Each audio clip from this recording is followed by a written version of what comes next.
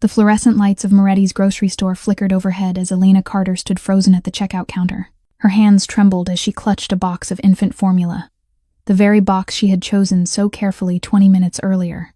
Checking it, then checking again, comparing the price to a bank balance that was drying up to nothing. Against her chest, Liam, 8 months old, screamed inside an old cloth carrier. His tiny fists flailed in the air. His face was flushed, raw with hunger and frustration. "I'm sorry, ma'am, but your card was declined." Tony Moretti repeated it louder, as if volume could make the moment less humiliating. The store owner's face held a mix of pity and discomfort. The line behind Elena had grown by 5 more people, and the shared sighs and shuffling feet became the soundtrack of judgment. "Can you try it again?" Elena asked. Her voice was barely a whisper. She already knew the answer. That morning, she had checked her balance, $23. The formula alone was $38. She had hoped, somehow, that the money from last week's night shift would have posted. Maybe it would be enough, but it was not. "I've tried twice already, miss," Tony said. His voice softened slightly as Liam's cries rose even higher. "Do you have another card?" Elena's throat tightened. Other shoppers were staring. She could feel their eyes drilling into her back. She could almost hear what they were thinking. Why have a baby if you cannot afford to feed him? Where is the father? Why waste everyone's time like this? "Then I have to put it back," Elena said. The words tasted like ash in her mouth. "Just the formula. I'll come back when I get paid on Friday." Friday was still 5 days away. Liam could not wait 5 days. "I'm sorry, baby," she whispered, bending to kiss the soft hair on his head. His tiny face was soaked with tears, his mouth open in another starving cry. She had used the last drop of formula that morning, scraping the bottom of the container to mix the final bottle. And as for her, she had gone without food for 2 days, guarding the last $15 for diapers and the cheapest loaf of bread she could find. When Tony began the return, scanning the formula with a beep that seemed to echo through the small store, Elena fought to hold back her tears. Outside the glass, snow had been falling steadily all afternoon, laying a white blanket over the dark south side street. She would have to wrap Liam tight and walk 6 blocks back to her miserable studio apartment, where she would somehow have to figure out how to feed her son. In a shadowed corner of the store, a tall man in a black cashmere coat watched in silence. His dark hair was cut short and neat. A faint scar crossed his left eyebrow. His storm-gray eyes missed nothing. Dominic Valencia had not come to Moretti's tonight to shop. He had come to remind Tony about a debt that was 3 months overdue. Victor was waiting outside in a black Escalade, ready for whatever needed to happen. But the plan changed the moment Dominic stepped inside. He had noticed the young woman from the first second. She stood in front of the baby aisle, carefully comparing prices with the calculator on a phone whose screen was cracked. There was something in her focus, something in the desperate determination in her eyes, that caught him. She wore a winter coat worn thin at the wrists. Her dark brown hair was tied back in a hurried knot at the nape of her neck. The baby boy in the carrier had blue eyes just like his mother. When she finally chose a box of formula and set it in her basket with a small breath of relief, Dominic found himself hoping, strangely, that she would be able to buy it. Now, watching her at the register, watching the formula scanned for return, watching the baby scream while she stood with her shoulders folded inward in defeat, Dominic felt something crack inside his chest. He had killed men. He had ordered torture. He had looked into the eyes of enemies without blinking. But that child's crying, that hungry crying, so much like his own 31 years ago, made something inside him shake. The memory came without warning. His mother, Maria Valencia, standing at a similar checkout when he was 6 years old, counting coins in her palm, rough from working too hard for too long. He sat in the cart, hungry, too young to understand why his mother cried when she had to put a box of cereal back. A stranger had stepped forward and paid for them that day. Dominic never learned the man's name, but he never forgot.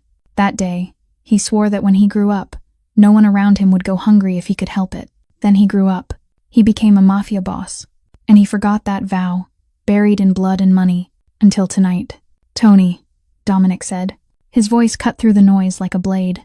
He stepped out of the shadows and walked toward the register. "Put it all on my account. Everything she needs." Tony Moretti went pale when he realized who had spoken. Mr. Valencia." Elena turned, her blue eyes wide with shock. She saw a tall man, broad-shouldered, in an expensive black suit beneath the cashmere coat, the scar on his eyebrow, the gray eyes, cold as steel, yet with something else buried deep inside, something that looked like old pain. "I don't need," Elena began. "Add diapers."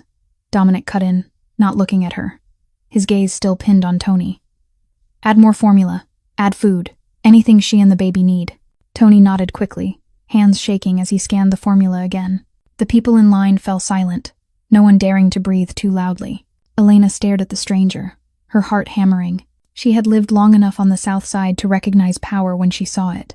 This man was not just rich, he was dangerous. The kind of danger that made a store owner tremble at the sound of his name. But Liam was hungry, and she had no other choice. When the full bags were placed into her hands, Dominic finally looked straight into Elena's eyes. He set a black business card on the counter. There was only one line of silver text. D. Valencia Industries, and a phone number. My company is hiring office staff, he said, his voice low and steady. $4,000 a month, full benefits.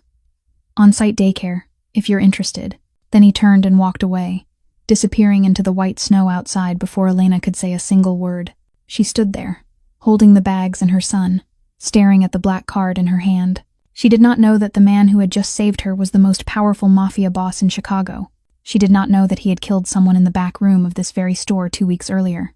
And she certainly did not know that this chance meeting tonight would change her entire life forever. Sometimes, angels arrive wearing the face of a devil. And sometimes, salvation comes from the place you least expect. If this story touched your heart, please hit like to support the channel. Do not forget to share it with anyone who needs a warm story. And hit subscribe so you do not miss the next episodes full of surprises. Elena walked the full 6 blocks through thick snowfall, holding Liam tight against her chest, the heavy bags biting into her shoulder. The wind cut at her skin like a blade, but she barely felt it, not with her heart beating wild inside her ribs. The black business card sat in her coat pocket, heavy as a stone. When she pushed open the door to her shabby third-floor studio, a deeper cold spilled out to meet her. The heater had been broken since last week, and the landlord still had not bothered to fix it. Elena laid Liam on the bed, then hurried to mix a warm bottle from the newly bought formula. For the first time in 2 days, she watched her son drink until he was full, his blue eyes slowly drifting shut in satisfaction. Tears rolled down Elena's cheeks as she sat there, watching Liam sleep. She had almost let her baby go hungry. She had almost failed completely as a mother. When Liam was settled in the old worn crib, Elena sank into the only chair in the apartment and pulled out the black card. D. Valencia Industries. No job title, no email address, only a phone number and a name that felt like a locked door. She took out her cracked screen phone, opened Google, and typed Valencia Industries Chicago. The results appeared instantly. A massive real estate and investment conglomerate, headquartered downtown, owning dozens of buildings across Chicago. Annual revenue estimated in the hundreds of millions of dollars. Elena swallowed hard, her heart pounding even faster. She tried again, searching D. Valencia, Chicago, but nothing came up. No photos, no biography, not a single article mentioning the man behind that name. As if he did not exist, or as if he had wiped himself clean from the internet on purpose. That unsettled Elena more than anything else. She glanced at the clock. It was close to 11 at night, but she knew Maggie O'Brien in the apartment across the hall would still be awake. The Irish woman, 68 years old, was the only person Elena could truly call a friend in this building. Maggie watched Liam whenever Elena worked the night shift at the packing plant, never taking a single cent. Elena stood, opened her door softly, and knocked on the apartment across the hall. Maggie opened almost at once, silver hair pinned up, pale blue eyes flashing with worry when she saw Elena's face. "Girl, what is it? Come in. It's freezing out there." Elena stepped into Maggie's warm apartment, sat on the old sofa, and told her everything. About the card being declined, about the stranger, about the black business card and the job offer with a salary that sounded impossible. Maggie listened in silence, her brows knitting tighter with every word. "Valencia," she murmured, as if the name tasted bitter on her tongue. "Girl, down here on the South Side, everybody knows that name. They're not good people, not the kind you want to get mixed up with." "What do you know about them?" Elena asked, her voice shaking. "I don't know much. Nobody knows much. And that's the scary part. Men like Valencia, they've got power that makes things disappear. Even people." Maggie closed her hand around Elena's, her voice turning grave. "Be careful, girl. Nobody gives away anything for free, especially not men like him." On the way back to her apartment, Elena paused at her own door and stared into the dark hallway. Maggie's warning echoed in her mind. Then she looked at Liam, sleeping deeply, his belly full for the first time in days, and the memory of Marcus surged over her like a wave. Marcus Davis, the man she had loved, the man who swore he would stay with her for life. When she told him she was pregnant, something in his eyes changed. The love vanished. All that remained was panic and selfishness. He walked out when she was 5 months along, took every dollar she had saved, and left behind a sloppy note. "I'm not ready for this." She had not seen him since. Not one phone call, not one message asking about his son. Elena had carried everything alone. She gave birth alone. She raised Liam alone. She worked herself to exhaustion just to keep a roof over their heads. And now she stood here, in a freezing apartment, with $23 in her account and a business card from a dangerous man. She could say no. She could keep living the way she was living now, working night shifts at the factory for minimum wage, counting every coin, waking up every day wondering if she would have enough money to buy milk for her baby. Or she could take the risk. Elena looked down at Liam. Her son deserved more than this. He deserved to be full. He deserved a place with heat that worked. He deserved a mother who did not have to go hungry just to afford diapers. She picked up the black card again. D. Valencia. The man with storm-gray eyes and a scar across his eyebrow. The man who made a store owner tremble at the sound of his name. The man who had looked at her with something that felt like understanding. Maggie was right. Nobody gives anything away for free. But Elena had run out of choices.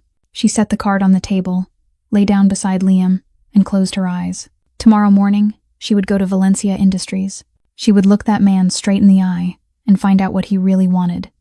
If it was a trap, she would face it. If it was a real chance, she would take it with both hands. For Liam, for her son, she was willing to step into the devil's den if that was what it took. Monday morning arrived beneath a leaden gray sky, clouds hanging low and heavy, threatening a fresh fall of snow. Elena woke at 5 o'clock, lying still and staring at the cracked ceiling while Liam slept on. She had barely slept at all. Her mind kept circling the image of the man in the black cashmere coat and that mysterious business card that felt like a question with teeth. When the clock crept to 6, she slid quietly out of bed and opened her closet. Inside were only a few worn outfits, most of them frayed or faded. She searched through them and finally pulled out the only thing that still looked decent. A dark blue dress she had bought at a thrift shop 2 years earlier for her interview at the factory. It fit a little loosely now, because she had grown thinner since Liam was born, but at least it had no holes, no stains. She took a quick shower in cold water, since the water heater was broken too. Then she put on the dress and tried to smooth her dark brown hair into something neat. In the mirror, Elena saw a young woman with bruised shadows under her eyes from lack of sleep, and cheeks that had gone slightly hollow from not eating enough. She dabbed on the last of her lipstick, doing her best to look as professional as she could. At 7 in the morning, she knocked on Maggie's door and asked her to watch Liam. Maggie studied her with worry but said nothing, only nodded and gathered Liam into her arms. He was still half asleep, warm and heavy against her shoulder. "Be careful, girl," Maggie whispered as Elena left. The bus ride from the south side to downtown Chicago took 45 minutes. Elena sat in the back row, watching the city change through the window. The dark streets of the south side, littered with trash and tagged with graffiti, slowly gave way to gleaming skyscrapers, luxury storefronts, and men and women striding past in expensive suits. 2 entirely different worlds, separated by less than an hour on a city bus. Elena had lived in Chicago all her life, but she rarely set foot downtown. This was not her world. She did not belong here. When the bus stopped at the nearest station, Elena stepped down and went still. The Valencia Industries building rose before her like a monument to power and money. 40 floors of glass and steel climbed into the gray sky, reflecting the clouds like a giant mirror. The Valencia Industries logo was etched in silver across the front, catching the morning light. Luxury cars lined the curb. Men and women in tailored clothing moved in and out through the revolving doors, each of them looking busy, important. Elena stood there in her old thrift shop dress and felt smaller and more out of place than she ever had in her life. She drew in a deep breath and stepped through the revolving door. The lobby was so vast and polished it made her dizzy. White marble floors shone beneath crystal chandeliers, throwing light back in clean, cold reflections. Perfectly trimmed green plants sat beside towering pillars. A massive abstract painting hung on the wall, surely worth more than Elena's apartment 100 times over. A black granite reception desk stood at the center, where 2 women in elegant uniforms worked. Elena walked up, feeling eyes turning toward her from all around the lobby. She knew she looked wrong here. The old dress, the worn heels of her shoes, the cheap handbag, everything about her screamed the same word. Poor. The receptionist looked up, her gaze sweeping Elena from head to toe with open contempt. "How can I help you?" Her voice was cold and distant, the kind of voice reserved for people who were not meant to be here. I have an appointment," Elena said, her voice trembling. She pulled the black business card from her coat pocket and set it on the counter. "With Mr. Valencia." The receptionist glanced at the card, and for one brief moment Elena saw her face change completely. The contempt vanished, replaced by fear, and something that looked a lot like respect. She straightened as if shocked by electricity, hands trembling as she lifted the phone. "One moment, please." Her voice had transformed into pure politeness, almost obedient. She spoke a few words into the receiver, too low for Elena to catch, then set it down and looked back at her with a tight, nervous smile. "Mr. Valencia is expecting you. 40th floor, private elevator to the right. Here is your access card." Elena took the card from her, noticing the receptionist's hands were shaking. She walked toward the elevator, the woman indicated, set apart from the others, its doors gleaming with gold plating. When Elena swiped the card and stepped inside, she realized there was only one button: 40th floor, the top floor of the building. The elevator began to move, smooth and swift. Elena watched the numbers climb on the display. 10, 20, 30. Her heart beat faster with every floor that slipped past. She did not know what was waiting for her up there. She did not know who that man truly was. She only knew there was no turning back now. When the elevator reached the 40th floor with a soft ding, the doors opened, and Elena stepped into a world that felt entirely different. And at the end of the hallway, beyond a clear glass door, she saw him, Dominic Valencia, standing with his back to her, gazing out at the city of Chicago spread below, like a king looking over his kingdom. Dominic Valencia's office was nothing like anything Elena had ever imagined. There were no expensive paintings, no flashy decorations meant to advertise wealth. The room was vast, designed with a minimalism so severe it felt almost austere. White walls, dark oak floors, a massive desk of polished black wood, holding nothing but a laptop and a single desk lamp, 2 black leather chairs facing the desk, and behind it, an entire wall of glass, opening to a sweeping view of Chicago all the way to the horizon. From this height, the other skyscrapers looked like small toy blocks. Lake Michigan glimmered beneath weak sunlight pushing through the clouds. The whole city rested at the feet of the man standing with his back to her. Dominic did not turn when she entered.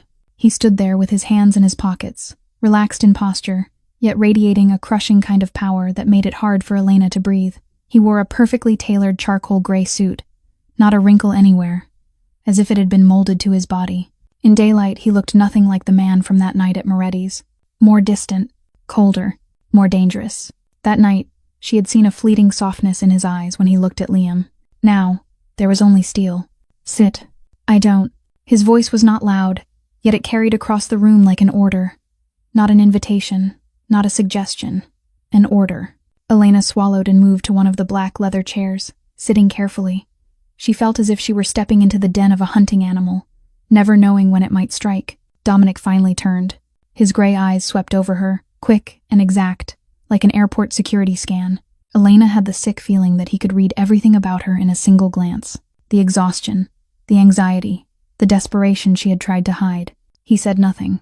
He only walked to the desk and sat in the high-backed chair across from her. "When can you start?" Elena blinked, not sure she had heard him right. "I'm sorry?" "The job. When can you start?" Dominic repeated, his tone as even as if he were asking about the weather. "You're not going to interview me?" Elena asked, unable to hide her shock.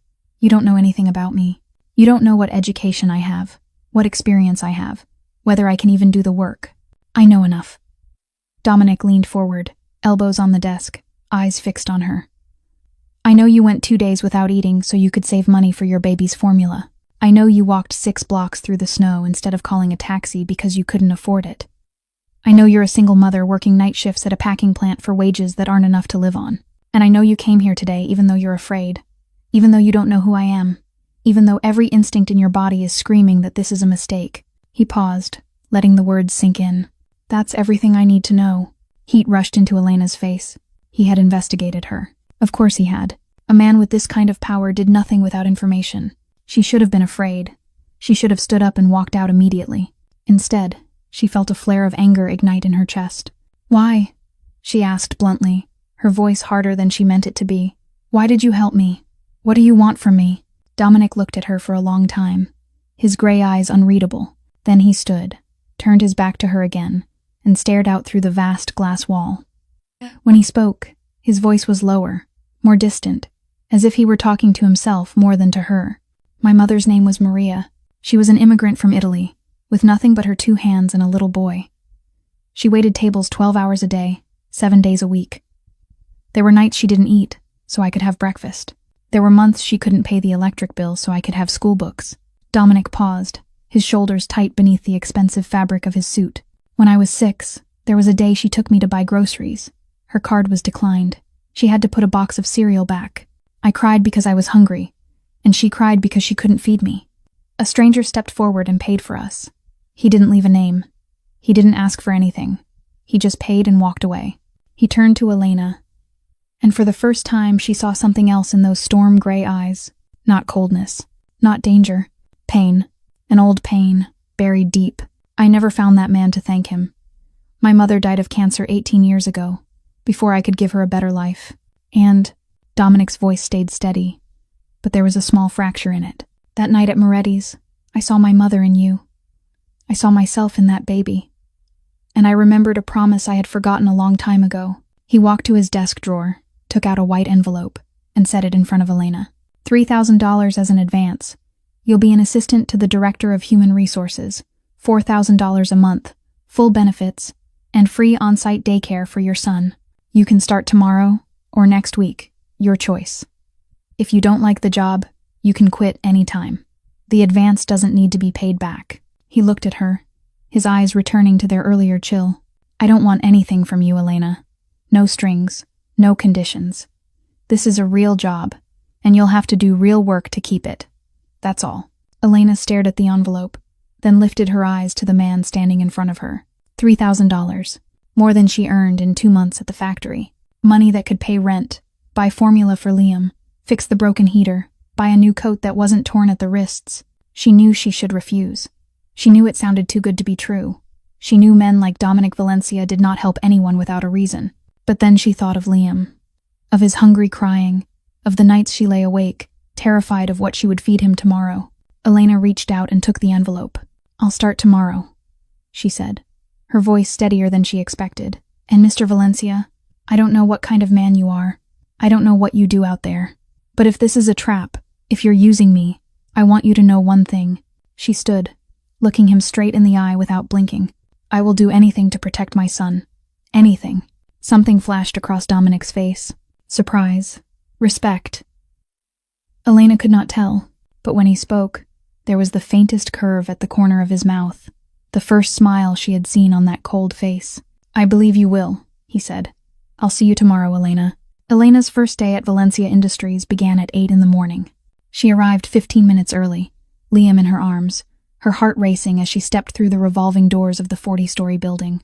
The receptionist from the day before recognized her immediately and offered an overeager smile, pointing her toward the 5th floor, where the company daycare was located. Elena followed the directions, stepping into the elevator with a worry she could not hide. She had been awake all night, turning her decision over and over, asking herself whether she was bringing her son into something dangerous. But when the elevator doors opened on the 5th floor and she saw the daycare, every fear fell away for a moment. The Valencia Industries daycare was unlike anything Elena had ever seen. The room was spacious, flooded with natural light from enormous windows. The floor was covered in soft pastel carpet. Toy shelves stood full and bright. A reading corner held small, cushioned chairs, inviting and sweet. There was a separate area for infants, with spotless white cribs and rocking chairs for mothers who needed to nurse. 3 staff members in pale blue uniforms cared for about 10 children. Each of them wore a warm, gentle smile. Lisa, the daycare manager, welcomed Elena with genuine kindness and smoothly took Liam from her arms. For the first time in her life, Elena left her son somewhere that felt safe. After Liam was settled, Elena was directed up to the 15th floor, where she would be working. Carmen Reyes, the Director of Human Resources, was a Hispanic woman around 55 years old, black hair threaded with silver and pinned neatly at the back of her head. Sharp brown eyes watched from behind black framed glasses. She wore a burgundy suit cut with quiet precision, and she carried authority like a second skin. But when she saw Elena step in, her gaze softened slightly. Elena Carter, she said, her voice low and firm. I've been briefed about you. Sit down. Elena sat in the chair across from Carmen's desk, feeling as if she were being measured inch by inch. Carmen studied her for a long moment, then nodded, as if she had made a decision in her own mind. You will be my assistant. The job includes managing my calendar, handling email, preparing documents for meetings, and anything else I need. Can you learn quickly? I'll do my best, Elena said. Your best isn't enough here. You have to be able to do it. Carmen leaned forward, lowering her voice. And Elena, there are a few rules you need to know. Unwritten rules, but more important than anything in the employee handbook. Elena swallowed, hearing the weight in Carmen's tone. Don't ask too many questions. Don't be curious. Don't go to the 40th floor unless you're summoned. And never, I mean never, speak to outsiders about what you see or hear here. Do you understand? I understand, Elena said, even though questions were already crowding her mind. Carmen nodded, satisfied. Good. Now go meet your coworkers. The 15th floor office buzzed with about 30 employees working in separate cubicles. Elena was introduced to the people she would be working with. Jessica, a young blonde woman with a bright smile, worked the front desk. David, a middle-aged man with a carefully trimmed beard, worked in accounting. Michelle, a black woman around 30 with striking emerald earrings, was a senior assistant who had been here for 3 years. They all welcomed Elena warmly, but there was something strange she could not quite name. At lunch, Elena sat with Michelle and Jessica in the employee cafeteria on the 12th floor. The cafeteria was just as polished as the daycare, with a varied menu and prices subsidized so cheaply Elena could hardly believe it. She chose a salad and a sandwich, eating a proper lunch for the first time in months. So who referred you here? Jessica asked, her voice curious. Mr. Valencia, Elena said, unsure whether she should hide it. Both Jessica and Michelle went still. They exchanged a quick look that Elena caught, a look loaded with meaning and a thin edge of fear. Mr. Valencia, Michelle said slowly. That's interesting. He rarely hires anyone directly. Tracked. What kind of man is he? Elena asked, trying to keep her voice casual. Silence settled over the table. Jessica suddenly became very interested in her salad. Michelle looked down at her hands, her expression hard to read. He's the boss, Michelle finally said. That's all you need to know. But nobody ever goes up to the 40th floor? Nobody talks about him? Elena pressed. Elena. Michelle leaned closer, her voice dropping to nearly a whisper. There are things here that are better not knowing. This company pays well, the benefits are good, and they treat employees like family. In return, we don't ask too much. We don't get curious. We don't look where we shouldn't. You can do that. You'll be fine. You can't. Michelle did not finish. She only shook her head. The afternoon passed in a flood of paperwork and email. Elena worked hard, learning quickly the way Carmen demanded. But inside her mind, the questions kept spinning. Why was everyone afraid to say Dominic Valencia's name? Why did no one go to the 40th floor? What did this company really do? And the man who had saved her that night, the man with storm gray eyes and a story about an immigrant mother, who was he really? At 5 p.m, Elena went down to the 5th floor to pick up Liam. Her son lay in a white crib, sleeping peacefully, his belly full after an afternoon bottle. Lisa told her Liam had been wonderful, eating well and sleeping soundly. Elena gathered him into her arms, breathed in the familiar sweetness of him, and felt her eyes burn. This was her new life. A steady job, high pay, a son well cared for. Everything was too perfect, and Elena knew better than anyone. Things that perfect always hid something underneath.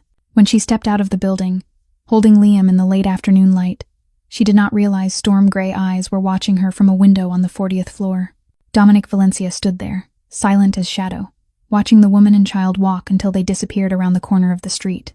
Then he turned back to his desk, where Victor waited with a thick file and grim news about the Kowalski family out of Detroit. But that belonged to the other world. For now, he only wanted to make sure she and the baby got home safely. The first month passed faster than Elena expected. She grew used to the rhythm of the work, used to Carmen, and the way her strictness was sharp but fair. Used to lunches with Michelle and Jessica, used to picking up Liam each afternoon from the daycare, greeted by his bright smile. Her life had changed completely. She had moved into a one-bedroom apartment in a safer area, with heat that worked and windows that were not cracked. She had bought new clothes for Liam, warm outfits that fit him properly instead of hand-me-downs from the charity shop. She had even begun eating 3 meals a day, something she had forgotten a long time ago. But there was one thing she could not get used to: the sudden appearances of Dominic Valencia. The first time it happened was in the 2nd week of the 2nd month. Elena was at her desk, focused on a complicated spreadsheet Carmen had assigned her, when she felt a shift in the air. She looked up and saw him standing there, right beside her desk, as if he had stepped out of nowhere. The entire office went silent. Keyboard clicks stopped. Conversations broke off mid-sentence. Everyone lowered their eyes to their work. No one dared look directly at their boss. "How's the work?"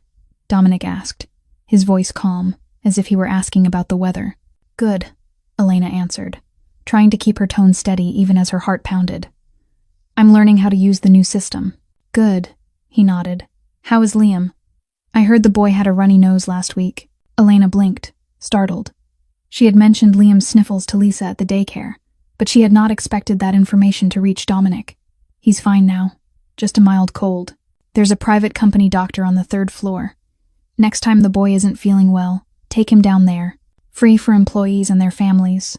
Then he turned and walked away, leaving Elena sitting there with a heart in chaos and hundreds of questions spinning in her mind. Meetings like that kept happening. Not often, maybe once or twice a week, but enough for Elena to begin seeing a pattern. Dominic never stayed long, just a few minutes each time. He never spoke about business or anything tied to Valencia Industries. He only asked about her and Liam, about health, about life, about the small, ordinary things of the day. And what shocked Elena most was that he remembered everything. Every tiny detail she had ever mentioned, even in passing. When she said Liam liked the color blue, she found a soft blue teddy bear in her desk drawer the next week. No tag, no explanation. When she mentioned missing the coffee from a small South Side shop she used to visit with her grandmother, a cup from that exact place was waiting on her desk the next morning when she arrived. When she said Liam was starting to teethe and fussed at night, a package of high-end teething toys from Germany appeared in Liam's cubby at daycare. "Have you noticed he likes you?" Michelle asked one day, whispering in the cafeteria. Elena nearly choked on her coffee. "What? No, he's just... I don't know. Checking that I'm doing the job right." Michelle looked at her the way someone does when they know more than they are saying. "Elena, I've worked here 3 years. Mr. Valencia has never come down to the working floors. Never. He has people to do that. But since you got here, he comes to the 15th floor almost every week. Everyone is talking." Elena felt her face heat up. "I don't think I'm not saying what he wants. I'm saying what I see. And what I see is the most powerful man in Chicago finding every excuse to speak to a woman he met only weeks ago." Michelle leaned closer. "Be careful, Elena. Men like Mr. Valencia, they don't do anything without a purpose." But Elena was not as sure as Michelle thought she should be. She had looked into Dominic's eyes enough times to recognize something buried deep under that cold exterior. Not hunger, not calculation. Loneliness. A loneliness so deep she recognized it, because she had felt it herself. Maybe he was using her. Maybe this was all some careful game, but every time he asked about Liam, and his gaze softened in that rare way, every time he remembered small details that even Elena had nearly forgotten, every time he stood beside her desk with a faint awkwardness, the kind that comes from a man not used to normal conversation, Elena felt her heart loosen just a little, and that frightened her more than anything else, because Elena knew Dominic Valencia was dangerous. She knew he had secrets. She knew there were dark things behind the doors of the 40th floor, things she was not meant to know. But she was beginning to sense that behind all that darkness, there was a human being trying to reach her in the only way he knew. The question was this: did she have the courage to look deeper into that darkness? The invitation arrived on a Thursday morning, the 3rd week of the 2nd month. Elena was sitting at her desk when an email appeared on her computer screen from an address she had never seen before. No subject line, only one short sentence. 12 noon. My office. Bring Liam. There was no signature, but Elena knew exactly who it was from. She stared at the screen for 5 minutes, unsure what she was supposed to do. This was the first time Dominic had asked her to come up to the 40th floor since the interview, and he wanted her to bring Liam. What did that mean? Should she refuse? But was refusing the boss even a smart option? At 11:45, Elena went down to the 5th floor and picked up Liam from the daycare. Lisa watched her with curious eyes, but she did not ask questions when Elena explained she needed to take Liam for a little while. Elena strapped her son to her chest in the carrier and stepped into the private elevator that led to the 40th floor, her heart beating so hard she could hear it in her ears. When the elevator doors opened, she saw Dominic waiting at the end of the hallway, not inside his office, but right outside the door, as if he had been standing there for a long time. "You came," he said, his voice gentler than she had ever heard it.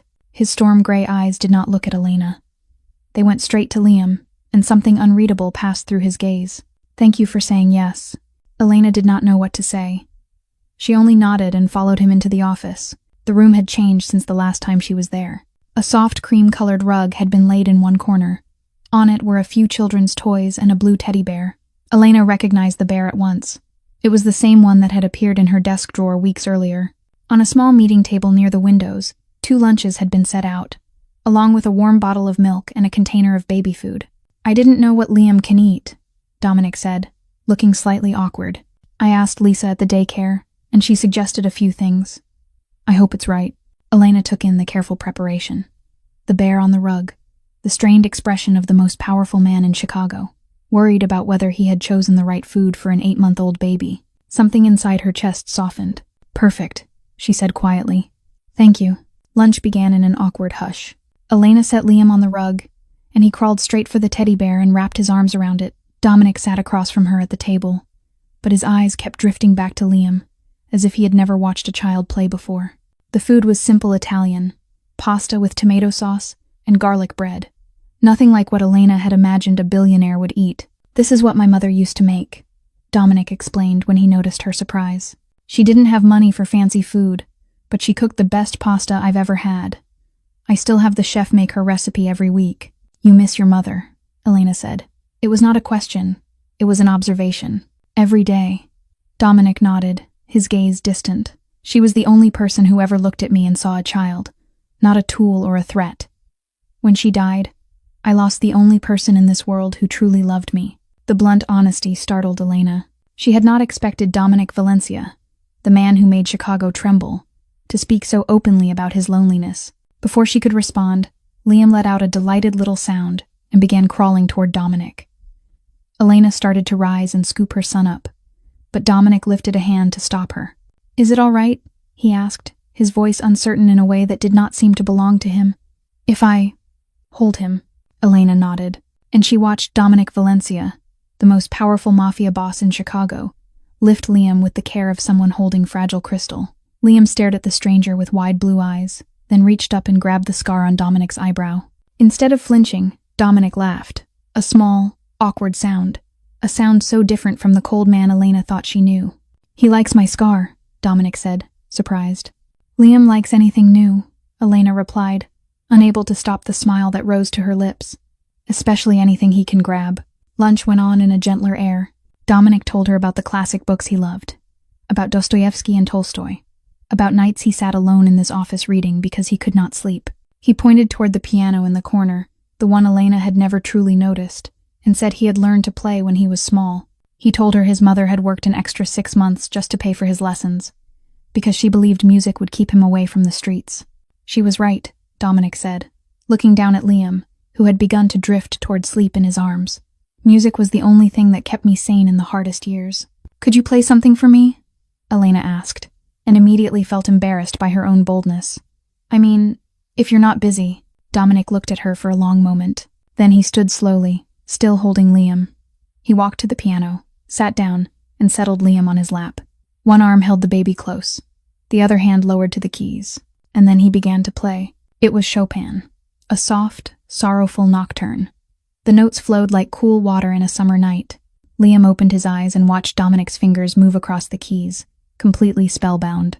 And Elena sat there with tears sliding down her cheeks, not even realizing they had started. She had seen many sides of Dominic Valencia. Coldness, danger, power. But this was the first time she had seen tenderness, and that frightened her more than anything else. That Thursday lunch became a routine. Every week, at exactly 12 noon on Thursday, Elena brought Liam up to the 40th floor, where Dominic had already set out food and toys. They ate together. They talked about books and music, about Liam and the milestones he was reaching.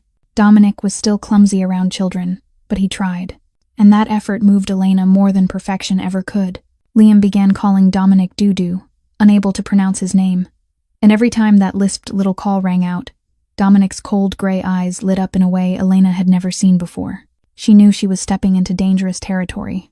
She knew she was growing feelings for a man she had no right to love. But every Thursday, when she watched Dominic play piano for Liam, when she saw the rare smile on his mouth, when she felt the deep loneliness inside him slowly beginning to fill, Elena could not stop her heart. and she did not want to stop it anymore. That night began like any other ordinary night. Elena came home after work. She fed Liam dinner, bathed him, and put him to bed. She sat down on the sofa, intending to review a few documents Carmen had assigned for tomorrow, and that was when she realized she had forgotten an important folder on her desk. Normally, she would have waited until morning, but Carmen needed those documents for the meeting at 8 o'clock, and Elena did not want to disappoint her.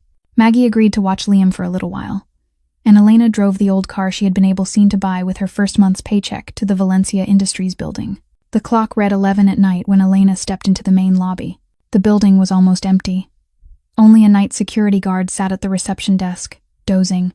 Elena swiped her employee badge and took the elevator up to the 15th floor, quickly grabbed the folder from her desk. As she turned to leave, she glanced out the window and saw that the lights were still on at the 40th floor. Dominic was still working. Elena stood there for a moment, biting her lip, thinking. She had never really had the chance to thank him properly. Not for the job or the salary, but for the Thursday lunches, for the way he treated Liam, for the man he had let her see beneath the cold exterior. Maybe this was the right time. She stepped into the private elevator that led to the 40th floor, swiped her card, and pressed the button. Her heart beat faster than usual. Partly from nerves, partly because she knew what she was about to do might cross a boundary. The one between employee and boss they had both been trying to keep in place. The elevator stopped with a soft ding. The doors opened, and Elena heard screaming. The sound froze her where she stood, her feet refusing to move. It was the scream of a man, full of pain and desperation, echoing from the far end of the hallway. Instinct told her to turn back, press the close button, and run. But another part of her, the part that had lived on the south side long enough to know when to run and when to understand what was happening, pushed her forward. She stepped out of the elevator. She moved down the hallway, her footsteps light as if the thick carpet had stolen her weight. The screaming stopped. In its place came low voices, muffled, indistinct. Light spilled from a room she had never entered, a room across from Dominic's main office.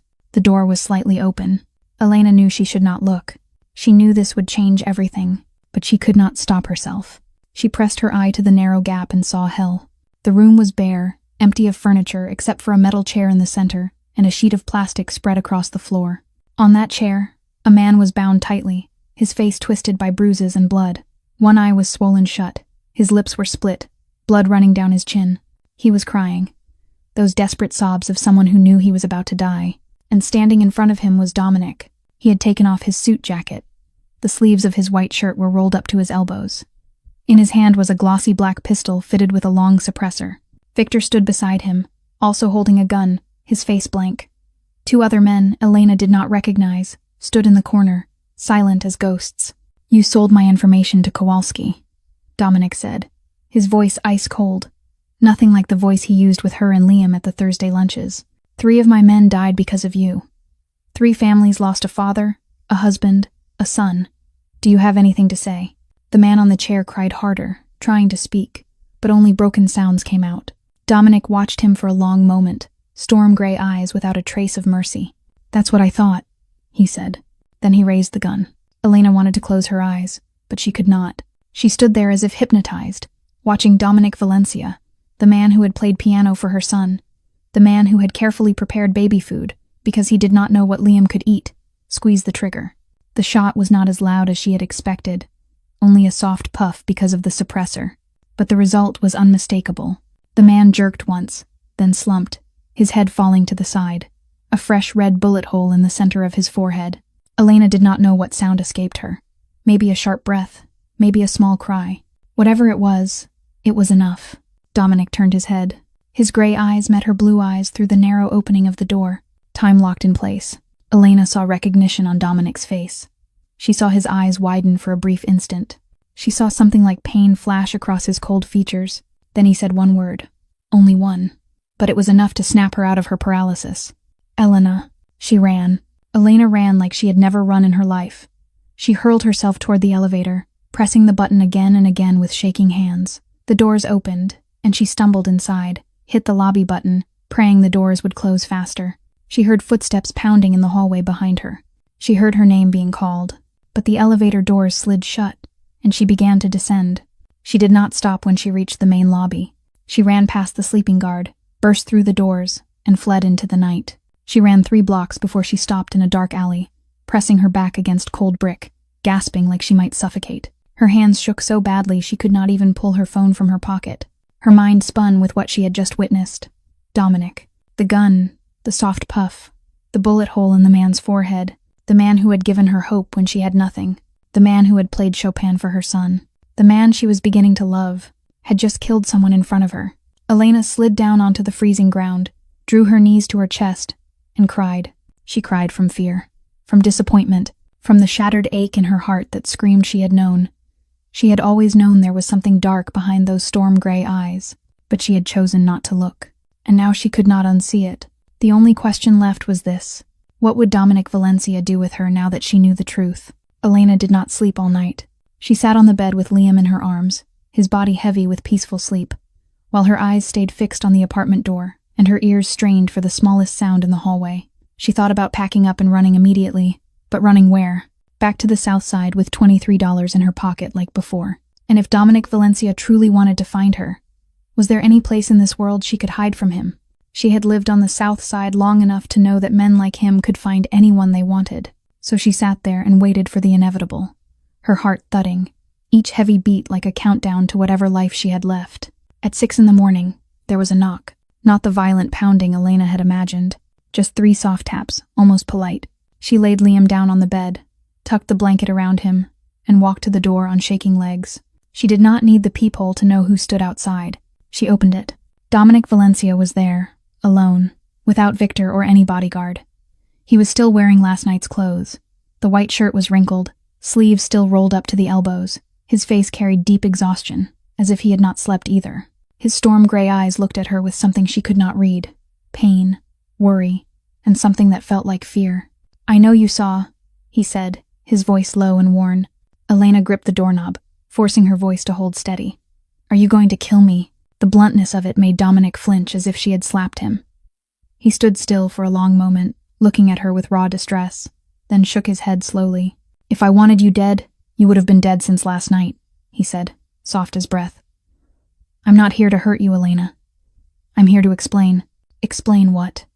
"Explain that you shot a man dead right in front of me." Elena's voice rose, part fear, part fury. "I saw what you did, Dominic. I saw you raise a gun and put a bullet in a man's head. How do you explain that?" Dominic drew a deep breath, his shoulders sinking as if under an invisible weight. "Can I come in? I don't want to talk about this in the hallway." Elena knew she should refuse. She knew inviting a killer into the apartment where her son was sleeping was the most insane thing she could do. But there was something in Dominic's eyes, a sincerity she had never seen before, that made her step back and open the door wider. Dominic walked in, his gaze sweeping the small apartment before stopping on the bed where Liam slept. His face softened slightly at the sight of the baby. Then he turned back to Elena, keeping a careful distance, as if afraid she might bolt. "What you saw last night," he began, his voice measured, "was the darkest part of my life, the part I never wanted you to know." "You're Mafia," Elena said, not a question. Dominic nodded, not trying to deny it. "The Valencia family has been in Chicago more than 50 years. My father led before me. When he was assassinated 12 years ago, I inherited the position. Valencia Industries is the legitimate face of the empire, but behind it are the things you saw last night." Elena's legs felt weak. She had suspected. She had been warned, but hearing Dominic say it out loud still left her dizzy. "The man last night," she whispered. "His name was Marco Santini. He worked for me 10 years. Dominic's voice hardened. "And he sold my family's confidential information to Kowalski, a rival Detroit family. That information got 3 of my men killed in an ambush last week. 3 men with families, wives and children. They died because Marco betrayed us. So you killed him. That's the law of that world." Dominic held her gaze without flinching.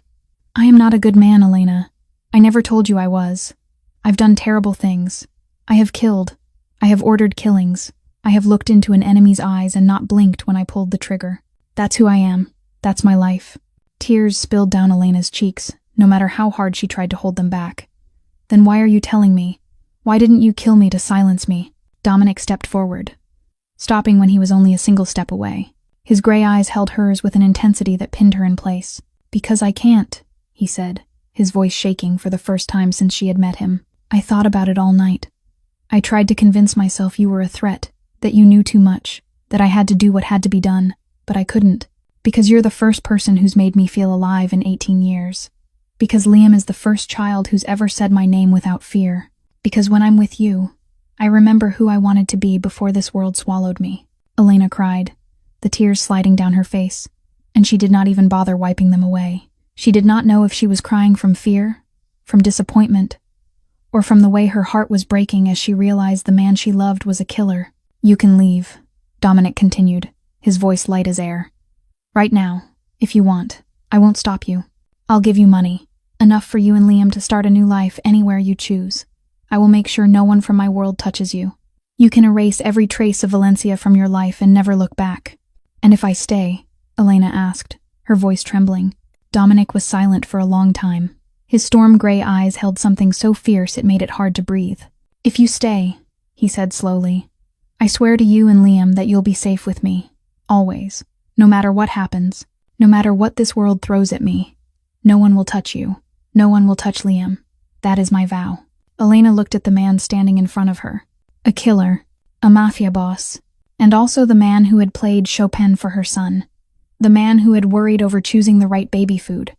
The man who looked at her like a drowning person. And she was the only thing keeping him afloat. She could leave. She should leave. But when she looked into those storm-gray eyes filled with pain, she knew she could not. Dominic left right after their conversation, leaving Elena alone with the wreckage in her mind. He did not force her to answer on the spot. He only said she could call him any time once she had decided. Then he slipped out the door like a shadow. Elena stood there and watched the door close. She looked down at her hands, shaking, and she had no idea what to do next. She did not go to work that day. She called Carmen and said she was sick. Her voice was so hoarse, Carmen did not ask questions. Elena sat on the bed with Liam in her arms, watching her son play with the blue teddy bear Dominic had given him. And she thought about everything that had happened since that fateful night at Moretti's. About the man in the black cashmere coat who had stepped out of the shadows and changed her life. About Thursday lunches filled with piano music and rare smiles. About storm-gray eyes looking at her as if she were something precious. And about the gun in his hand. About that soft puff. About the bullet hole in the center of a man's forehead. Could both images exist inside the same person? Elena did not know. She only knew she stood at a crossroads. And no matter which road she chose, her life would never be the same again. That evening, after Liam was asleep, Elena sat alone in the dark of her apartment and listed her choices. Leave. Dominic had promised her money. Enough to start over. She could go to another city, change her name, build a new life for herself and Liam. But then what? What would she do? Go back to night shifts at a factory for wages that could not support them. Rent another miserable apartment in another dangerous neighborhood. Watch Liam grow up poor the way she had grown up. She thought about her grandmother, the woman who had raised her after her mother died. Her grandmother had worked herself to the bone, hands rough from doing laundry for other people, back bent from years of folding over a sewing machine. Her grandmother had given Elena everything she had, but that everything still had not been enough to pull Elena free from the spiral of poverty. Her grandmother had died 2 years ago in a cold hospital room, her hand gripping Elena's as she whispered, I only wish I could have given you more. Elena did not want Liam to grow up the way she had. She did not want her son to know hunger so sharp it steals sleep. She did not want him wearing charity shop clothes, being mocked for being poor, watching his mother cry at night because she did not know how to pay the rent. But staying meant what? Staying meant working for a mafia boss. Staying meant closing her eyes to what happened on the 40th floor. Staying meant accepting that the man she was growing attached to was a killer. Elena thought about Dominic. Not Dominic in that torture room with a gun in his hand, but Dominic at the piano, playing Chopin for Liam. Dominic worrying over choosing the right baby food. Dominic talking about his mother with a trembling voice and wet eyes. Dominic standing at her apartment door that morning, not with a threat, but with something that looked like pleading. He was both of those men, the killer and the lonely man, darkness and light. And no matter how afraid she was, Elena could not deny that she still felt a heartbeat under the cold armor. Near midnight, Elena made her decision. She took out her phone and typed a short message. I'm staying, but I have a condition. Meet me in the office tomorrow. The reply came within 10 seconds. Agreed. The next morning, Elena arrived earlier than usual. She left Liam at the daycare and went straight to the 40th floor.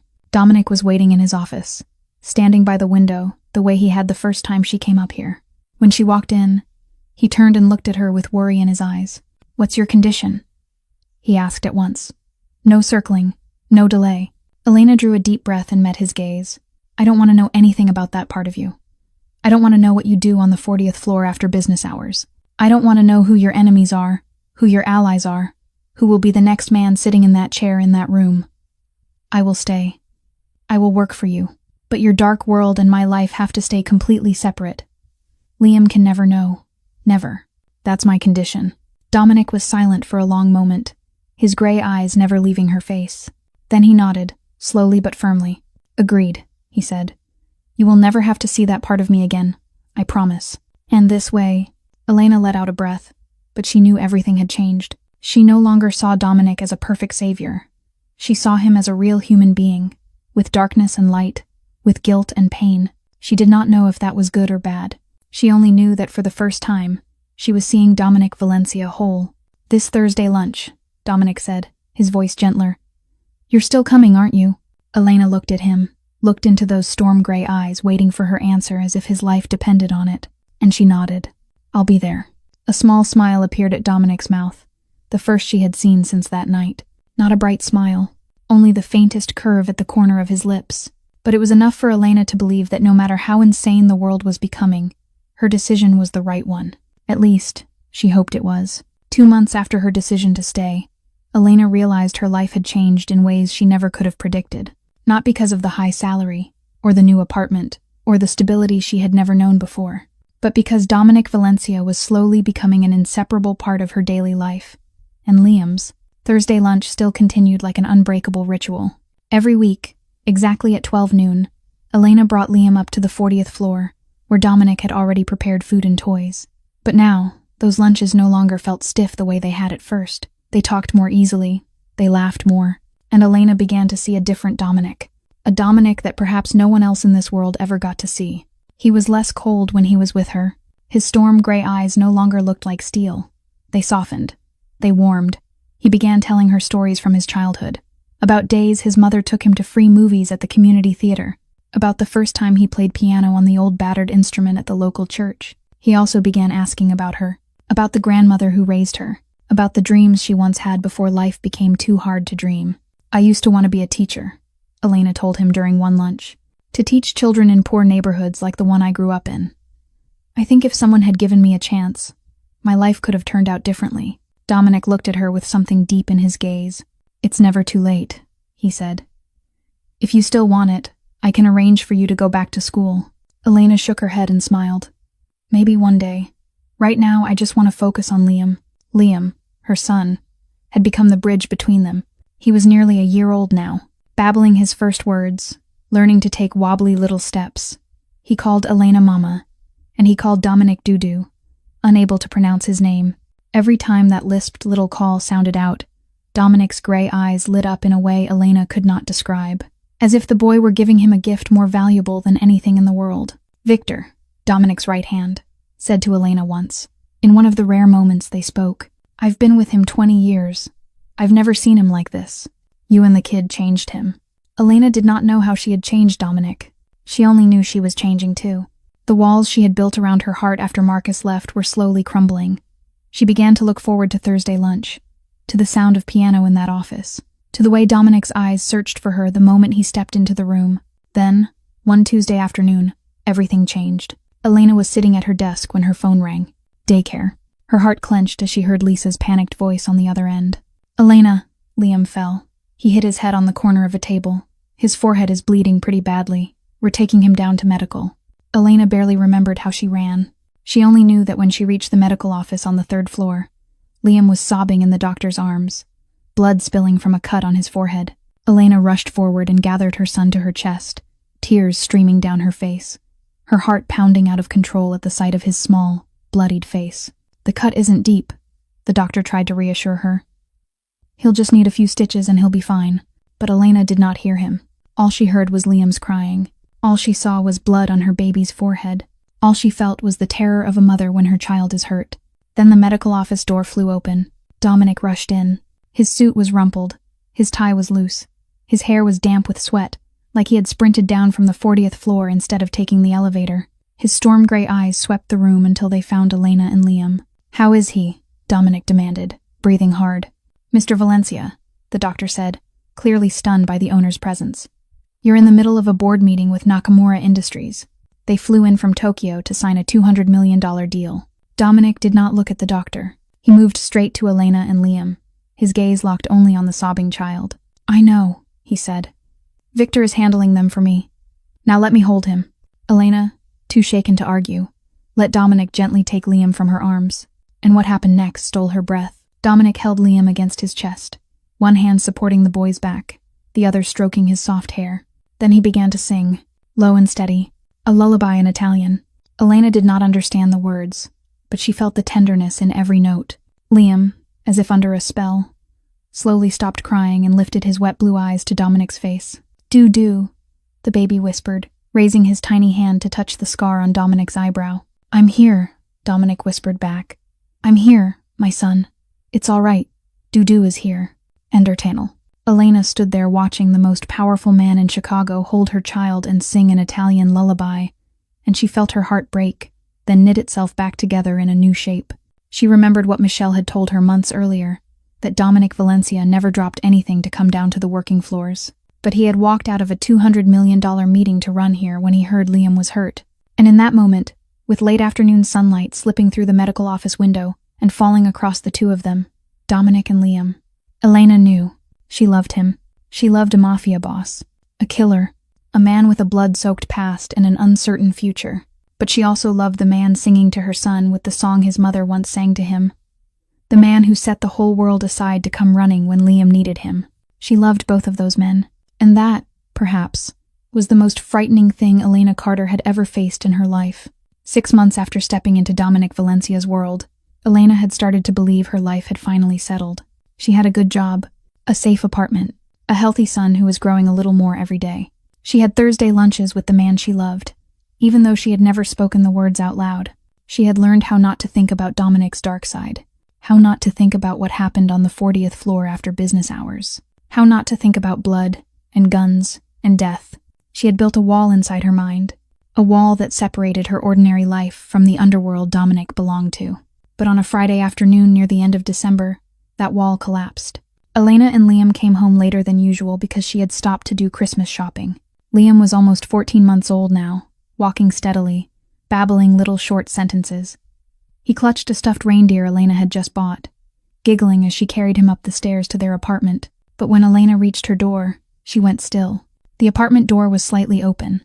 Her heart slammed against her ribs. She had not left it open. She was certain she had locked it that morning before work. She stood there for 1 second, survival instinct screaming in her head. Do not go in. Turn around. Run. Then she thought about the possibility that a thief might still be inside, and she stepped back, tightening her hold on Liam. She pulled out her phone and called Dominic. He answered on the first ring. Elena. What is it? My apartment door is open, she said, her voice shaking. I didn't open it. Someone got into my place. The silence on the line lasted only a second, but to Elena it felt like a lifetime. Then Dominic's voice came through, cold and sharp as a blade. Do not go inside. Get out of the building right now. Victor will be there in 5 minutes. Elena obeyed. She carried Liam back down the stairs and out onto the street. She stood in the bitter December wind, holding her son tight, her heart pounding out of control. Exactly 5 minutes later, a black Escalade pulled up in front of her. Victor stepped out, followed by 3 men in black suits that Elena recognized as Dominic's security. Get in the car, Victor said, his tone leaving no room for argument. Mr. Valencia is on his way. Elena sat in the vehicle with Liam, watching Victor and the guards go into the building. 10 minutes later, they came back out with tense faces, and not long after that, another vehicle pulled in, and Dominic stepped out. Elena had never seen him like this. His storm-gray eyes were no longer simply cold. They were burning with something primal. His jaw was clenched so hard she could see the muscle twitching beneath the skin. He walked to the Escalade and pulled the door open, his gaze sweeping Elena and Liam, fast and precise, as if checking for injuries. Are you two all right? He asked, his voice rough. We're fine, Elena said. We weren't home when they came in. Dominic nodded. Then he turned to Victor. Show her. A for day. Victor took out his phone and handed it to Elena. On the screen was a photo of her apartment. Furniture overturned, clothes ripped and thrown across the floor, Liam's toys crushed, and on the wall, written in red paint like blood, were the words, Valencia cannot protect anyone. Elena felt the blood drain from her face. She looked up at Dominic and saw the rage in his eyes shift into something even more terrifying. Absolute cold. The calculation of a predator already planning what comes next. "Kowalski," he said, low as a growl. They crossed the line. "Who are the Kowalski?" Elena asked, even though she had heard the name before, on the night she watched Dominic kill Marco Santini. "A Mafia family out of Detroit. They've wanted my territory for a long time, but they're not strong enough to come at me head-on, so they play dirty." Dominic looked at her, his gray eyes darkening. "They've been watching you, Elena. They know you matter to me. And they're using you to provoke me." The words made Elena shiver. She held Liam tighter, feeling fear crawl up her spine like a cold snake. She had tried to keep her life separate from Dominic's underworld, but that world had found her anyway. "What do I do?" she asked, her voice trembling. Dominic stared at her for a long moment. Then he lifted his hand and touched her cheek, lightly. It was the first time he had touched her in a way that felt intimate, and even with fear choking her, Elena felt warmth spread from the place his fingers met her skin. "You and Liam are moving into my house," he said. "Not as an offer, but as an order. Right now, tonight." "Dominic, I can't." "You can, and you will," he cut in, his storm gray eyes holding her with an intensity she could not fight. "Your apartment isn't safe anymore. Kowalski knows where you live. They know your routine. If you and Liam had been there instead of out shopping, I don't dare think what could have happened." His voice trembled on the last words, and Elena realized what lived behind the fury. Fear. He was afraid of losing her, afraid of losing Liam. "My estate has guards 24 hours a day," Dominic continued. "It has the most advanced security system. It has everything you and Liam need. And it has me." He paused, looking straight into her eyes. "I will not let anything happen to you, to either of you. That's my promise." Elena looked into those burning gray eyes. She looked at a man who seemed ready to set the whole world on fire to protect her and her son. And she knew she had no choice, not because she was being forced, because she believed him. Whoever he was, whatever he had done, she believed he would keep his promise to protect her and Liam. "All right," she said, her voice soft as breath. "We'll go with you." End quote. Dominic let out a breath, the kind of breath she did not think he even realized he had been holding.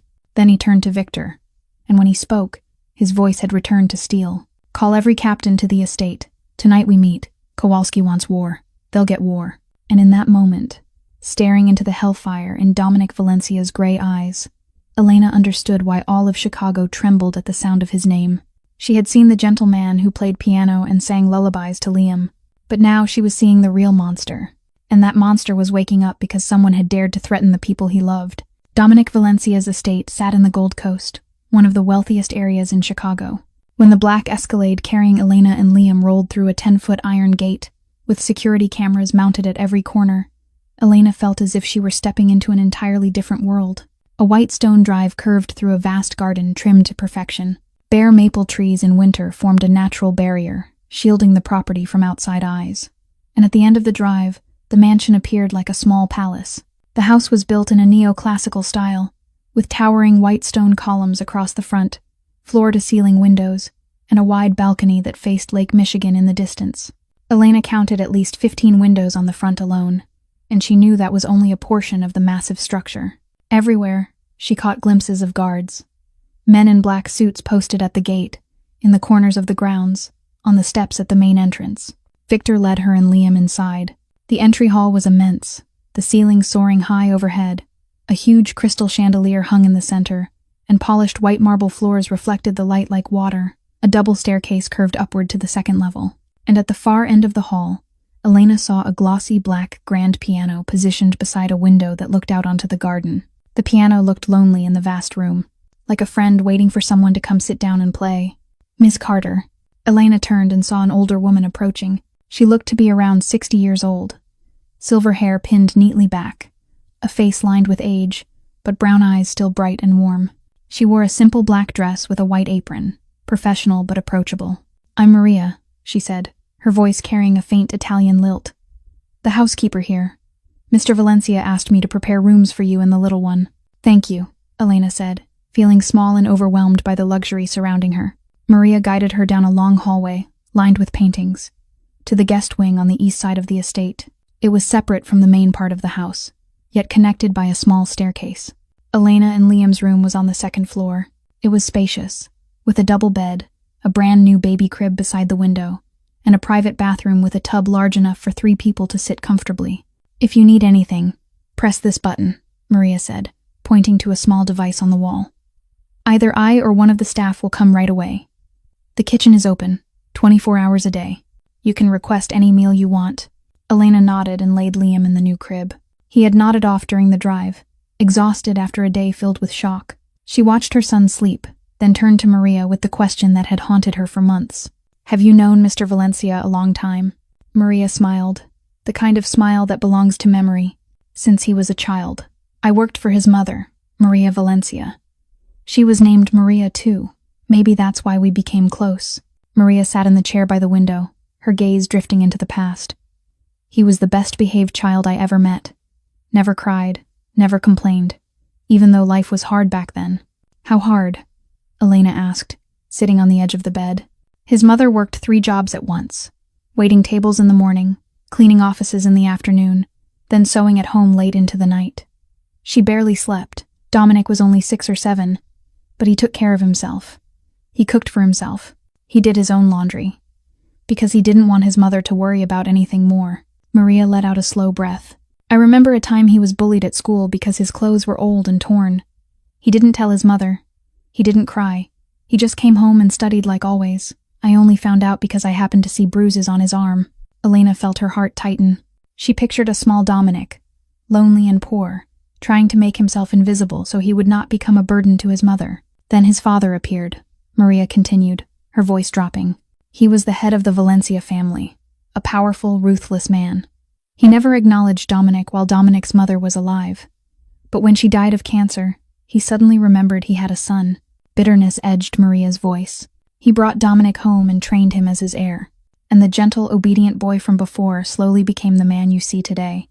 "You stayed with him through all of that?" Elena asked. "I couldn't leave him." Maria looked at Elena with wet eyes. "He was the child I never had. And no matter what he's become, I still see that lonely boy inside him. The boy who only wanted to be loved." That night, Elena lay in bed and could not sleep. Liam slept deeply in the new crib, belly full after a dinner made by Dominic's private chef. The room was quiet and warm, nothing like the miserable apartment she had lived in before. But her mind was not quiet at all. Then she heard the piano. The sound drifted from somewhere in the house, sorrowful and aching. Elena recognized the piece at once. The same Chopin Dominic played for Liam during their Thursday lunches. She lay there listening, feeling the loneliness inside every note. Maria had said Dominic played piano every night. Was this how he lived with the darkness in his life? How he remembered his mother, his poor childhood, the child he had been before this world swallowed him whole? Elena closed her eyes and let the piano carry her into sleep. And that night, she dreamed of a dark-haired boy sitting alone in a dim room, small hands resting on the keys, playing music that no one was listening to. 2 weeks living in Dominic's estate, Elena had grown used to the piano drifting through the house every night. She would lie in bed, listening to the notes rising from downstairs, and wonder what that man was thinking as he sat alone in the dark. But she never went down to him. She was afraid of crossing a line, afraid of letting him see that she cared more than she should, afraid of stepping deeper into his world. But one night in early January, when Liam fussed from teething and Elena had to get up to make a bottle, she realized she would not be able to fall back asleep. The spacious bedroom suddenly felt stifling, and the piano from downstairs sounded like an invitation she could not resist. Elena hesitated, then slipped on a thin robe and stepped out into the hallway. At night, the mansion was as quiet as an ancient temple. Moonlight spilled through tall windows, laying silver bands across the marble floor. Barefoot, Elena moved down the stairs, following the piano as if it were a thread, until she stood at the doorway of the great sitting room where the instrument waited. Dominic sat there with his back to her, hands moving across the keys like dark butterflies. He had not turned on the lights. Only the moon shone in from the windows, drawing him in black and white, like a painting. The piece he was playing was different from anything Elena had heard before. Sadder, more aching, like the cry of a soul searching for redemption. "I know you're there," Dominic said without turning, his fingers still gliding over the keys. Elena startled, but she did not run.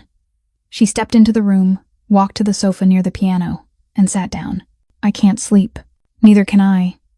Dominic stopped playing, his hands resting on his thighs. He turned to look at her, storm-gray eyes catching the moonlight.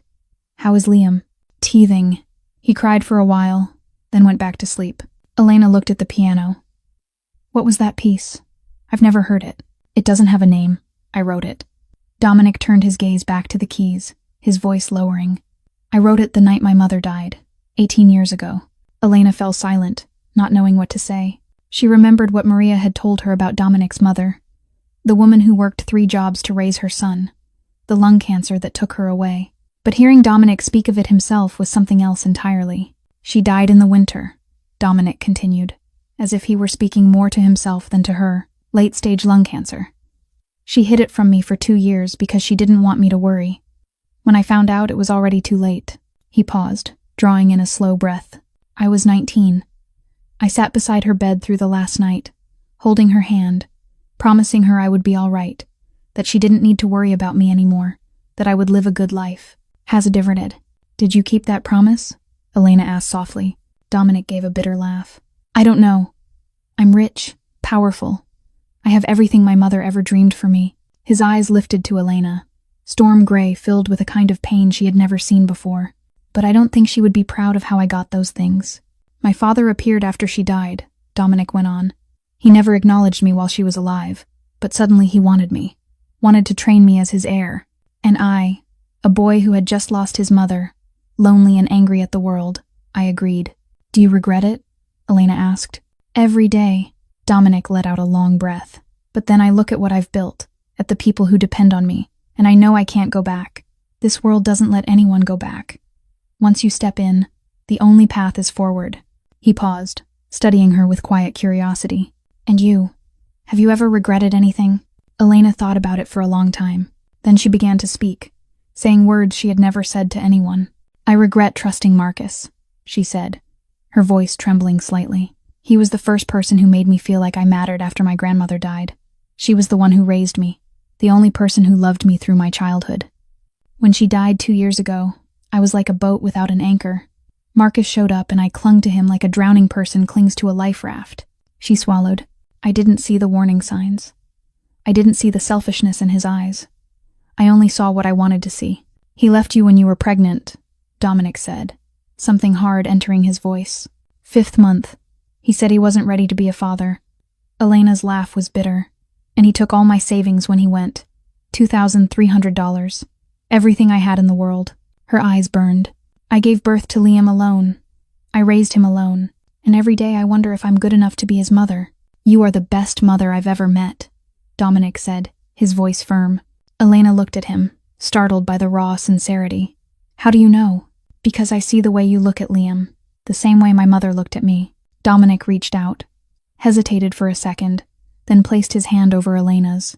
Warmth spread from his palm into her skin, like a small current, with absolute love, without conditions. His voice softened. Liam is lucky to have you, and I'm lucky I met you. They sat there in silence, hand in hand, looking out at the window where the moonlight was slowly fading. Then they started talking again, about small things and large ones, about dreams and disappointments, about fear and hope. Dominic told her about nights he lay in a cold apartment listening to his mother cry because she didn't have money to pay the bills. Elena told him about days she went hungry so she could save money for school books. They spoke about the scars in their souls that no one else could see. When Elena checked the clock, it was 3 a.m. I should go to bed, she said, but she did not want to leave. You should, Dominic agreed, but he did not release her hand either. At last, Elena stood up, and Dominic rose with her. They faced each other in the dark, only a single step apart, their breaths close enough that Elena could feel the warmth of him. Thank you for listening, Dominic whispered. Thank you for sharing, Elena answered. A moment passed, heavy with everything they did not say. Then Elena turned and went up the stairs, feeling his storm-gray eyes following her until she disappeared around the corner of the hall. That night, for the first time since coming to this estate, Elena slept well, and in her dream, there was a man playing the piano. Only this time she was not sitting alone and listening. She sat beside him, placed her hand on the keys, and together they played a nameless song. 2 weeks after the night they talked beside the piano. Everything between Elena and Dominic had changed in a way that was subtle, but impossible to deny. They did not speak about that night. They did not mention the secrets they had shared, or the hands that had held in the dark. But something new lived between them now, an invisible thread tying 2 lonely souls together. It made every glance heavier, every accidental touch more electric, One late January afternoon, when the snow had melted and the winter sun poured pale golden light across the garden behind the estate, Elena took Liam outside to play. He could walk steadily now, nearly 15 months old, toddling and darting across the green lawn with clear, ringing laughter. 2 guards stood at a distance, watching. But Elena had grown so used to their presence, she hardly noticed them anymore. She was sitting on a stone bench beside the rose bed when she heard footsteps behind her. She turned and saw Dominic walking toward her. He was not wearing his usual suit, just a dark blue sweater and khaki pants. He looked younger, softer, less like a mafia boss, and more like an ordinary man. "I thought you'd be out here," he said, sitting beside her on the bench. "Liam likes being outside," Elena replied, watching her son try to chase a butterfly. "He's been stuck inside for weeks because the weather was bad. Today it's sunny, so I brought him out." They sat in silence for a while, watching Liam play. Then Dominic spoke, his voice low and slow, as if he were choosing every word with care. "There's something I want to tell you." Elena turned to him, her heart beating faster even as she tried to control it. "What is it?" Dominic did not look at her. His storm gray eyes stayed on Liam in the grass. But Elena saw his jaw tightening. She saw his hand clench on his thigh. She saw tension etched into every line of his face. "I have loved you," he said, his voice trembling slightly. "I don't know when it started. Maybe from the first night at Moretti's, when I saw you holding your child and fighting the whole world with nothing in your hands. Maybe from the day you looked me in the eye and asked what I wanted from you, instead of lowering your head like everyone else. Maybe from the first time Liam called me Doo-Doo, and I felt my heart melt." He stopped, drew in a deep breath, then finally turned to look at her. "I'm not good at saying things like this. I'm not good with emotions, but I need you to know. I love you, Elena, with everything I have, even if I know it isn't much." Elena felt tears gather in her eyes. She looked at the man sitting beside her, the most powerful man in Chicago, the man who had killed in front of her, and also the man who had sung to her son in Italian, the man who played piano every night because he could not sleep, the man who had let her see the lonely child inside the monster. "I'm afraid," she said, her voice shaking. "You're the most dangerous person I've ever met. You've done things I can't even imagine. You live in a world I never wanted to step into, and every day I'm with you. I know I'm risking not only my life, but Liam's too." She stopped, tears running down her cheeks. "But I still love you, even though I tried not to. Even though I know this is the craziest thing I've ever done in my life. I still love you." Dominic looked at her, storm gray eyes burning with something Elena had never seen before. He lifted his hand, slowly and gently, as if he were afraid of frightening her, and placed his palm against her cheek. His thumb brushed the tear sliding down her skin. "I don't deserve you," he whispered. "I know that, but I'm too selfish to let you go." Then he leaned forward and kissed her. The kiss was soft and gentle, light as a butterfly. His lips only brushed hers, more like a question than a demand. Elena closed her eyes and felt the warmth of him. She tasted sandalwood and black coffee. She felt his heart racing under the knit of his sweater. She lifted her hand and placed it against his chest. Not to push him away, but to draw him closer. When they parted, only inches between their faces, Elena opened her eyes and looked into storm gray eyes that held her as if she were his entire universe. "Doo-Doo. Mama." Liam's call from the lawn made them both turn. The little boy stood there holding a wildflower, cheeks round, smile bright as sun. Dominic laughed, the first laugh Elena had seen that reached all the way into his eyes. He stood, walked to Liam, lifted him up, and spun him in a circle until Liam shrieked with delighted laughter. Elena sat there watching them, tears still wet on her cheeks, but her mouth smiling. She did not know what the future would bring. She did not know what Dominic's dark world would demand of them. She only knew that in this moment, she was happy. And sometimes, that is all that matters. 2 months after the war with the Kowalski family, life in the Valencia estate slowly returned to normal, or at least, normal by their standards. The wound on Dominic's hand had healed, leaving only a new scar to add to the collection of old scars across his body. Liam was nearly 18 months old now, speaking more words, running through the mansion with endless energy. Elena had officially resigned from Valencia Industries at Dominic's request, not because he did not want her to work, but because he wanted her safe, and he wanted her to have time for Liam. Instead, she began taking online courses in early childhood education, reaching back toward an old dream she once believed had died a long time ago. The relationship between Elena and Dominic had grown into something deeper than love. They were not only lovers. They were partners, companions, two halves of a whole. Dominic was still cold to the outside world, still the terrifying Mafia boss who made all of Chicago tremble. But with Elena and Liam, he became someone else entirely. He read stories to Liam every night. He played piano each evening with Elena seated beside him. And sometimes, he cooked simple Italian dishes from his mother's recipes. On a Saturday night in early April, when spring had begun to drive winter's chill away, Dominic invited Elena to dinner. Not at a public restaurant, for security reasons, but to a private meal on the estate's rooftop, specially arranged. When Elena stepped up the stairs leading to the rooftop, she stopped breathing. Hundreds of small candles lined the railing, forming a sea of trembling light beneath a star-filled sky. A small round table draped in white linen sat in the center, set with 2 silver place settings and a vase of red roses. Soft music floated from somewhere nearby, classical pieces Elena recognized as Chopin. And standing beside the table, in a perfectly cut black suit, was Dominic. "It's beautiful," Elena whispered, walking to him. "Not as beautiful as you," Dominic said, pulling out her chair. Dinner was an elegant spread of Italian dishes prepared by the private chef. But Elena barely remembered what she ate. She was too focused on the man across from her. On the way, he looked at her like she was the most precious thing on earth. On the way, his hand trembled slightly each time he lifted his wine glass. Dominic Valencia, a man who never shook for anything, was shaking for her. After dessert, when the plates had been cleared and only 2 glasses of red wine remained, Dominic stood and moved to Elena's side. He went down on one knee, and Elena felt her heart stop. "Elena," he began, his voice low and unsteady. "Before I met you, I thought my life was already set. I would live alone, die alone, and no one would cry when I was gone. I accepted that. I built walls around my heart and believed no one could ever get through." He paused and swallowed.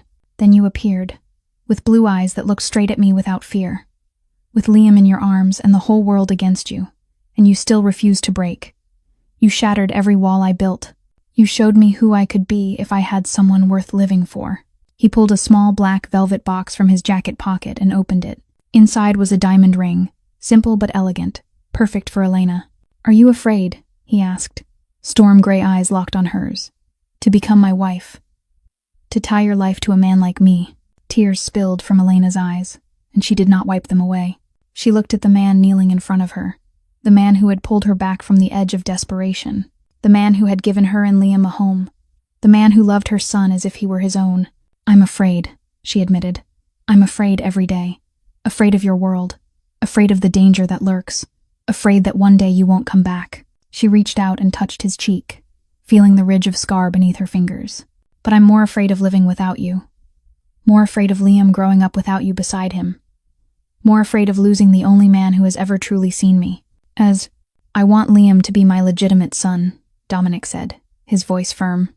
"I want you to be my wife. I want to build a family with you. A real family." Elena drew a deep breath.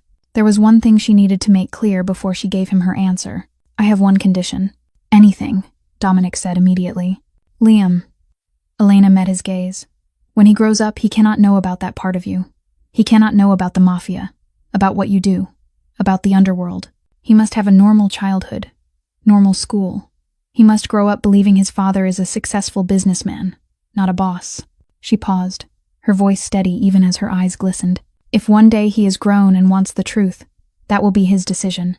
But until then, he must be protected from all of it." Dominic was silent for a long moment, storm gray eyes fixed on her with absolute seriousness. Then he nodded. "Agreed," he said. "Liam will have the childhood I never did. He will be protected, loved, and allowed to live as an ordinary child. That is my promise." Elena felt as if the heavy stone pressing on her chest had finally been lifted. She looked at the ring in the velvet box. She looked at the man kneeling in front of her, and she knew her answer. "Yes," she said, her voice trembling with happiness. "Yes, I'll marry you. Yes, I'll be your wife." Dominic slid the ring onto her finger, then rose and kissed her beneath candlelight and stars. The kiss was deep and fierce, full of promises about the future they would build together. When they pulled apart, Dominic held her close and whispered against her ear, "Thank you for giving me a family." Elena smiled, happy tears running down her cheeks. "Thank you for saving me." And beneath Chicago's star-filled night sky, 2 lonely souls finally found their way home. 3 months after the rooftop proposal, Dominic began the legal process to adopt Liam. It was something he had wanted for a long time. But first there was one problem that had to be dealt with. Marcus Davis, the biological father who had never once shown up in his son's life. Dominic's attorney, a middle-aged man named Robert Henderson with 30 years of experience, found Marcus living in Phoenix, Arizona.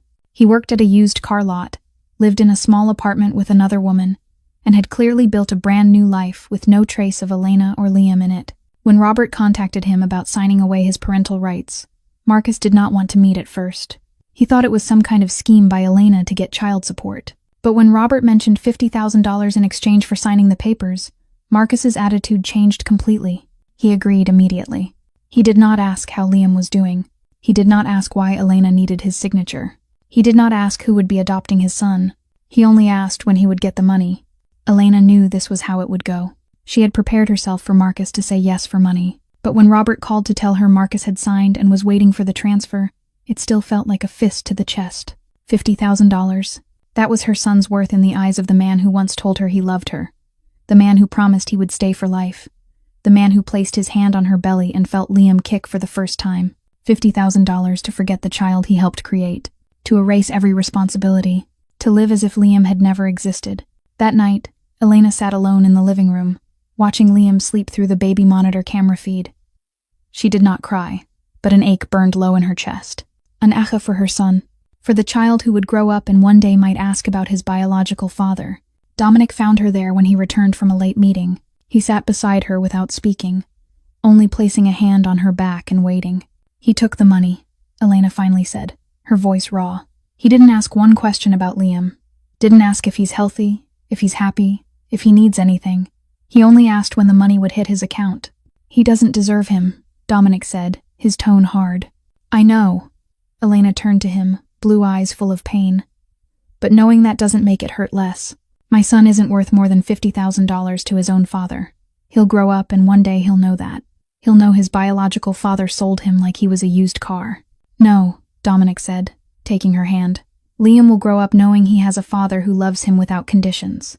A father who chose him, not out of duty or obligation, but out of love. And that matters more than any blood tie. 2 months later, they stood in the courtroom of the Chicago family court. Elena wore a simple light blue dress. Dominic wore his familiar black suit. Liam sat in his mother's lap, playing with a small toy car Dominic had bought for him before they came to court. He was nearly 2 years old now, with curly brown hair like Elena's, and bright blue eyes. The judge was a middle-aged woman with silver hair and kind eyes. She reviewed the file and asked a few questions about the reasons for the adoption, about financial capacity, about the home environment. Robert Henderson, their attorney, had prepared everything perfectly. Every document was valid. Every requirement was met. Mr. Valencia, the judge said, looking at Dominic over her silver-rimmed glasses. Do you understand that this adoption means you will have full rights and responsibilities as a father to this child? Yes, Your Honor, I understand, Dominic replied, his voice steady. And that is exactly what I want. Evely, do you commit to loving, protecting, and raising this child as your own? Your Honor, Dominic said, and Elena saw his voice tremble slightly. I have loved him as my own long before standing here today. This adoption only makes it official. The judge smiled, warm and sincere. She brought down her gavel and declared, the court approves the petition for adoption. As of today, Liam Carter officially becomes Liam Valencia, the legal son of Dominic Valencia. Azar. Tears rose in Elena's eyes as she heard those words. She turned to Dominic, and what she saw stole her breath. Dominic Valencia, the most powerful Mafia boss in Chicago. The man who did not cry when his father abandoned him, did not cry when his mother died, did not cry in any bloody battle, was crying. Silent tears slid down his cheeks as he looked at Liam, the child who was now officially his son. Do crying, Liam said, lifting a tiny hand to touch Dominic's cheek. Do sad. Vezest. Dominic smiled through the tears, took that small hand, and kissed it. No, my son, he said, his voice thick. Daddy isn't sad. Daddy's happy. Happier than I've ever been. Liam Valencia, her son's new name. Their son. Elena reached out and held Dominic's hand, and they stood there. A family, in a cold courtroom that somehow had become the warmest place on earth. 1 month after the adoption was approved, Elena and Dominic held their wedding in the back garden of the Gold Coast estate. Not a lavish wedding with hundreds of guests, the way people might imagine a billionaire's wedding. Just 30 people, the closest ones, the few Dominic trusted most in a world built on betrayal. That morning, Elena woke with the feeling that she was living inside a dream. Maria helped her get ready in a sunlit room, her hands trembling as she pinned small flowers into Elena's brown hair. The wedding dress was simple but elegant, ivory white with delicate lace at the neckline and sleeves, fitting Elena's body as if it had been made just for her. In truth, it had. Dominic had hired the best designer in Chicago, but Elena had asked for a dress that was not too extravagant, because she did not want to look like she was trying to become someone else. "You look so beautiful," Maria said, eyes shining with tears. His mother would be so proud if she were still alive to see today.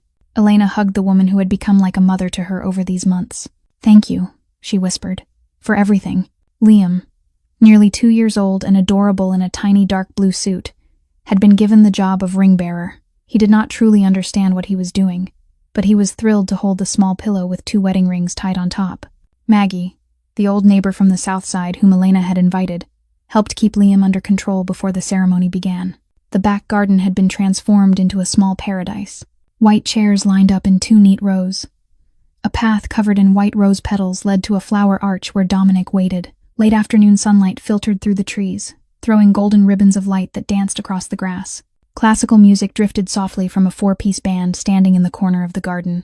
When Elena stepped out through the doors to the garden, hands tight around a bouquet of white roses, she saw Dominic at the end of the aisle. He wore his usual black suit, but today he looked different, softer, happier. And when his storm gray eyes met her blue ones, Elena saw him swallow hard, as if fighting to hold his emotions in. Liam walked in front of her, toddling down the aisle with the ring pillow in his hands, stopping now and then to stare at the petals under his feet. The guests chuckled, and even Victor, the hard-faced man standing beside Dominic as the backup ring keeper, smiled. Elena reached Dominic, and he held out his hand for her. His fingers tightened around hers as if he were afraid she might disappear. "You look beautiful," he whispered, his voice rough. "So do you," she answered, smiling. The ceremony was short, but full of meaning. When it came time for vows, Dominic did not use worn-out words from books or the internet. He looked straight into Elena's eyes and spoke from his own heart. "Elena, before I met you, I didn't know what love was. I thought I didn't deserve to be loved. I thought I wasn't capable of loving anyone. You proved me wrong." He paused, his voice trembling slightly. "I promise to protect you, at any cost, until my last breath. I promise to love Liam as my own son, because in my heart he has been my son for a long time. I promise to give you everything I have, not only money or comfort, but my whole heart, my whole soul, all of who I am. You are my family. You are my home, and I will spend the rest of my life earning the love you've given me." Maria cried openly, unable to stop. Victor, the man who had followed Dominic through countless bloody battles, turned his face away to hide wet eyes. Maggie held Liam close and cried into her handkerchief. Elena cried too as she spoke her vows, happy tears streaming down her cheeks. "Dominic, I came to you with nothing but a child and a broken heart. You gave me everything, a home, a family, a love I never dared to dream of. I promise to love you for everything you are, both light and darkness, both angel and devil. I promise to stand beside you through every storm, and to trust you even when the whole world turns its back. I was no to. You are the man of my life, and I will love you until my heart stops beating." When they exchanged rings, and their first kiss as husband and wife was given, the garden burst into applause. Liam did not understand what was happening, but he saw everyone happy, and he clapped too, shouting, "Mama, Daddy." It made everyone laugh. On their wedding night, after the guests had gone and Liam was asleep in his room with Maria watching over him, Elena and Dominic stood on the balcony of the master bedroom, looking out at the city of Chicago glittering under the night lights. Dominic stood behind her, arms wrapped around her waist, his chin resting on her shoulder. "Do you remember the first night we met?" he asked, his voice low. "At Moretti's," Elena said.